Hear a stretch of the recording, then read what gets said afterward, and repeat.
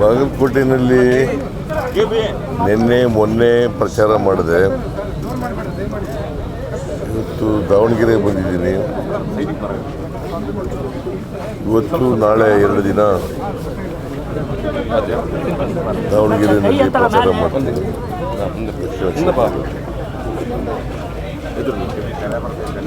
ನನ್ನ ಪ್ರಕಾರ ಬಾಗಲಕೋಟೆಯಲ್ಲೂ ಕೂಡ ಗೆಲ್ತೀವಿ. ಅಲ್ಲಿ ಮೇಟಿಯವರು ನಿಧನರಾಗಿದ್ದರು, HY ಮೇಟಿಯವರು. ಅದನ್ನು ಭರ್ತಿ ಮಾಡಲಿಕ್ಕೆ ಉಪಚುನಾವಣೆ ನಡೀತಾ ಇದೆ. ಇಲ್ಲಿ ಶಾಬ್ನೂರು ಶಿವಶಂಕರಪ್ಪನವರು ನಿಧನರಾಗಿದ್ದರು. ಅವರ ಜಾಗಕ್ಕೆ ಅವರ ಮೊಮ್ಮಗ ಸಮರ್ಥ್ ಅವರನ್ನು ಅಭ್ಯರ್ಥಿಯನ್ನು ಮಾಡಿದ್ದೀವಿ. ಎರಡೂ ಕಡೆ ಎರಡೂ ಚುನಾವಣೆಗಳಲ್ಲಿ ದೊಡ್ಡ ಅಂತರದಿಂದ ಗೆಲ್ತೀವಿ ಅಂತಕ್ಕಂಥ ವಿಶ್ವಾಸ ಇದೆ ನನಗೆ. ಯಾಕಂತಂದರೆ ನಮ್ಮ ಸರ್ಕಾರ ಮಾಡಿರ್ತಕ್ಕಂಥ ಕೆಲಸಗಳು, ಶಾಮನೂರು ಶಿವಶಂಕರಪ್ಪನವರು ಅವ್ರ ಕ್ಷೇತ್ರಕ್ಕೆ ಮಾಡಿರ್ತಕ್ಕಂಥ ಕೆಲಸಗಳು, HY ಮೇಟಿಯವರು ಅವ್ರ ಕ್ಷೇತ್ರಕ್ಕೆ ಮಾಡಿರ್ತಕ್ಕಂಥ ಕೆಲಸಗಳು,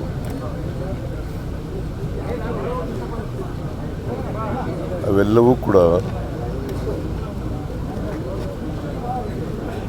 ನಮಗೆ ಈಗ ಸಹಾಯಕ ಆಗ್ತಾ ಇದ್ದಾವೆ.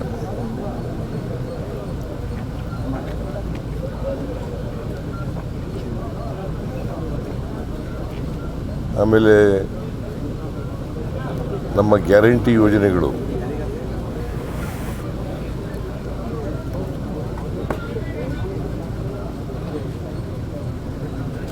ಇವತ್ತು ನಮ್ಮ ಸಹಾಯಕ್ಕೆ ಬರ್ತಾ ಇದ್ದಾವೆ. BJPಯವರು ಗ್ಯಾರಂಟಿ ಯೋಜನೆಗಳನ್ನು ವಿರೋಧ ಮಾಡ್ತಾ ಇದ್ರು.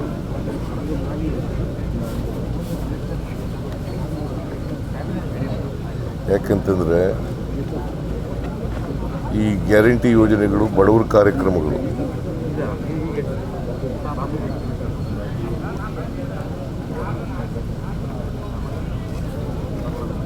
ಬಡವರ ಕಾರ್ಯಕ್ರಮಗಳನ್ನು ಯಾವಾಗಲೂ ವಿರೋಧ ಮಾಡ್ತಾರೆ ಅವರು. 535 ಕೋಟಿ 535 ಕೋಟಿ ನಮ್ಮ ಸೌತಿಗೆ, ದಾವಣಗೆರೆ ದಕ್ಷಿಣಕ್ಕೆ ಗ್ಯಾರಂಟಿ ಯೋಜನೆ ಇಲ್ಲಿ ಮಾತ್ರ. ಒಟ್ಟು ಜನವರಿ ಗ್ಯಾರಂಟಿ ಯೋಜನೆಗಳಿಗೆ ಇಲ್ಲಿವರೆಗೆ ಖರ್ಚು ಮಾಡಿರ್ತಕ್ಕಂಥ ಹಣ ಸುಮಾರು 1,31,000 ಕೋಟಿಗೂ ಹೆಚ್ಚು ಹಣ ಖರ್ಚು ಮಾಡಿದ್ದೀವಿ. ಬರೀ ದಾವಣಗೆರೆ ದಕ್ಷಿಣ ಕ್ಷೇತ್ರದಲ್ಲಿ 500 ಚಿಲ್ಲರೆ ಇಲ್ಲ, 535 ಕೋಟಿ 535 ಕೋಟಿ ರೂಪಾಯಿಗಳನ್ನು ಖರ್ಚು ಮಾಡಿದ್ದೀವಿ.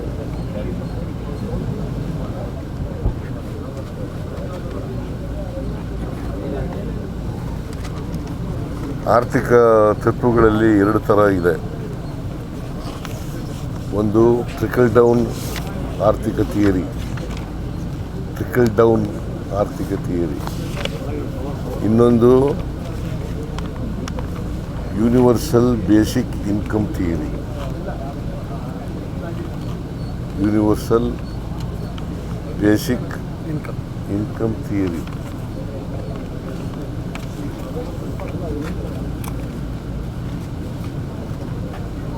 ಟ್ರಿಕಲ್ ಡೌನ್ ಆರ್ಥಿಕ ಥಿಯರಿ ಅಂತಂದರೆ ಸಮಾಜದಲ್ಲಿರ್ತಕ್ಕಂಥ ಮೇಲ್ಸ್ತರದವ್ರಿಗೆ ಉಪಯೋಗ ಆಗಲಿ ಅಂತ ಮಾಡ್ತಕ್ಕಂಥದ್ದು. ಯೂನಿವರ್ಸಲ್ ಬೇಸಿಕ್ ಇನ್ಕಮ್ ಅಂತಂದರೆ ತಳ ಸಮುದಾಯದ ಜನರಿಗೆ ಮಾಡ್ತಕ್ಕಂಥ ಕಾರ್ಯಕ್ರಮಗಳು, ಆರ್ಥಿಕ ಕಾರ್ಯಕ್ರಮಗಳು. ನಾವು ನಂಬಿಕೆ ಇಟ್ಕೊಂಡಿರ್ತಕ್ಕಂಥದ್ದು ಬೇಸಿಕ್ ಯೂನಿವರ್ಸಲ್ ಬೇಸಿಕ್ ಇನ್ಕಮ್ ಆರ್ಥಿಕತೆ ಇದರಲ್ಲಿ ನಂಬಿಕೆ ಇಟ್ಕೊಂಡಿರ್ತಕ್ಕಂಥದ್ದು. ಯಾಕಂತಂದರೆ ಬಸವಣ್ಣವರು, ಬಾಬಾ ಸಾಹೇಬ್ ಅಂಬೇಡ್ಕರ್ ಅವರು, ಗಾಂಧೀಜಿಯವರು ಅವರೆಲ್ಲರೂ ಕೂಡ ಕಟ್ಟ ಕಡೆಯ ಮನುಷ್ಯನ ಕಣ್ಣೀರನ್ನು ಒರೆಸ್ತಕ್ಕಂಥದ್ದು ಇದೆಯಲ್ಲ, ಅದು ಭಾಳ ಮುಖ್ಯ.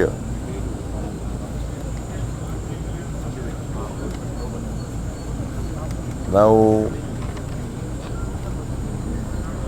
ಈ ಗ್ಯಾರಂಟಿ ಯೋಜನೆಗಳ ಮೂಲಕ ಸಮಾಜದಲ್ಲಿರ್ತಕ್ಕಂಥ ಎಲ್ಲ ಬಡವರು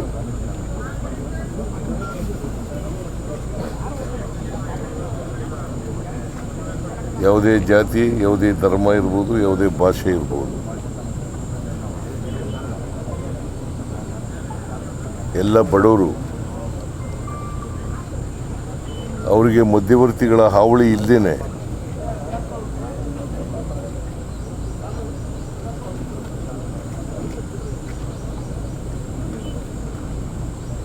ನೇರವಾಗಿ ಅವರ ಖಾತೆಗಳಿಗೆ ಹಣ ಕೊಡ್ತಕ್ಕಂಥ ಕೆಲಸವನ್ನು ಮಾಡ್ತಾ ಇದ್ದೀವಿ.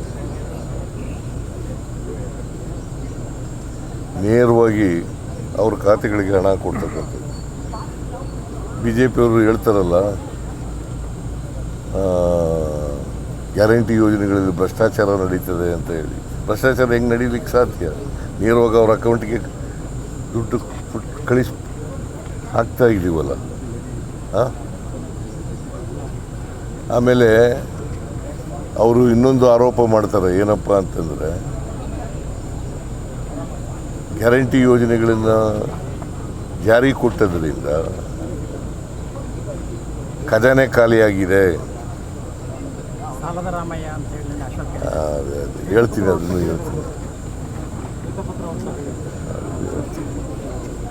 ಅದನ್ನು ಹೇಳ್ತೀನಿ ಈಗ.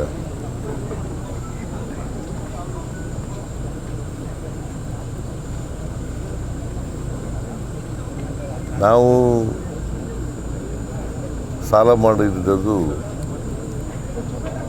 ಮುಂದಿನ ವರ್ಷಕ್ಕೆ, ಮುಂದಿನ 27 ಮಾರ್ಚ್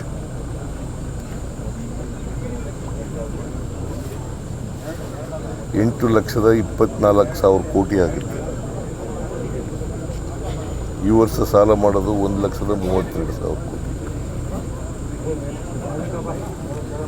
ಅವರು 2023 ಮಾರ್ಚ್ಗೆ BJP ಅವರು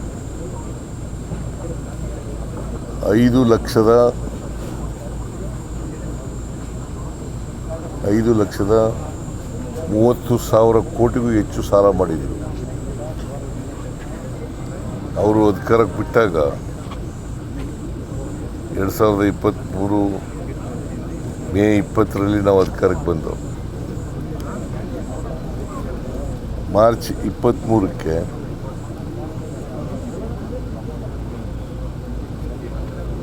ಮಾರ್ಚ್ 23, 2023 ನಾವು ಮೇ 20ರಲ್ಲಿ ಬಂದದ್ದು ಅಧಿಕಾರ. ಮಾರ್ಚ್ ಕೊನೆಯಲ್ಲಿ ಅವ್ರು ಮಾಡಿದ್ದು ಸಾಲ ಎಷ್ಟು? 5,30,000 ಕೋಟಿ. ನಾವೆಷ್ಟು ಮಾಡಿದ್ದೀವಿ 4 ವರ್ಷದಲ್ಲಿ? 2,56,000 ಕೋಟಿ. ಸಾಲ ಅವ್ರು ಜಾಸ್ತಿ ಮಾಡಿದ್ರು, ನಾವು ಮಾಡಿದ್ದು. ಇದು ಒಂದು ಕರ್ನಾಟಕದ್ದು ಕತೆ. ನರೇಂದ್ರ ಮೋದಿಯವರು 12 ವರ್ಷ ಆಯಿತು ಪ್ರಧಾನಮಂತ್ರಿಗಳಾಗಿ. 12 ವರ್ಷ ಆಯಿತು. ಅವರು ಅಧಿಕಾರಕ್ಕೆ ಬಂದಾಗ 53,11,000 ಕೋಟಿ ಸಾಲ ಇತ್ತು. ಬರ್ಕೊಳ್ಳಿ ಕರೆಕ್ಟಾಗಿ, 53,11,000 ಕೋಟಿ ಸಾಲ ಇತ್ತು.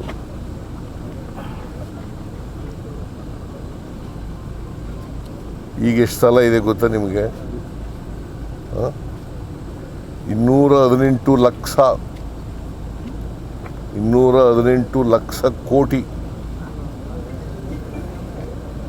ಅಂದರೆ ಸ್ವಾತಂತ್ರ್ಯ ಬಂತವಿಂದ ಅಕ್ಯುಮುಲೇಟ್ ಆಗಿದ್ದಂಥ ಸಾಲ 53,11,000 ಕೋಟಿ. ಇವರು 12 ವರ್ಷದಲ್ಲಿ 218 ಟೋಟಲ್ ಸಾಲ ಇರ್ತಕ್ಕಂಥದ್ದು ದೇಶದ ಮೇಲೆ 218 ಲಕ್ಷ. ಇವರು ನರೇಂದ್ರ ಮೋದಿಯವರು ಎಷ್ಟು ಮಾಡಿದ್ದಾರೆ ಅಂತಂದರೆ 165 ಲಕ್ಷ ಕೋಟಿ. ಎಷ್ಟಾಯಿತು ಸಾಲ ಯಾರು ಮಾಡಿರೋರು ಜಾಸ್ತಿ? ಏನಂತ ಕರೆಯೋದು ನರೇಂದ್ರ ಮೋದಿಯವರಿಗೆ? ಏನಂತ ಕರಿಬೇಕ್ರಿ? ನೀವೇ ಹೇಳಿಯಪ್ಪ. ಇದು ನಿರ್ಮಲಾ ಸೀತಾರಾಮನ್ ನಾವು ಕೊಟ್ಟಿರ್ತಕ್ಕಂಥ ಬಜೆಟ್ನಲ್ಲಿ ಈ ಸಾರಿ ಹೇಳಿರ್ತಕ್ಕಂಥದ್ದನ್ನೇ ನಾನು ಹೇಳ್ತಾ ಇರೋದು. ಏನಂತ ಕರಿಬೇಕ್ರಿ?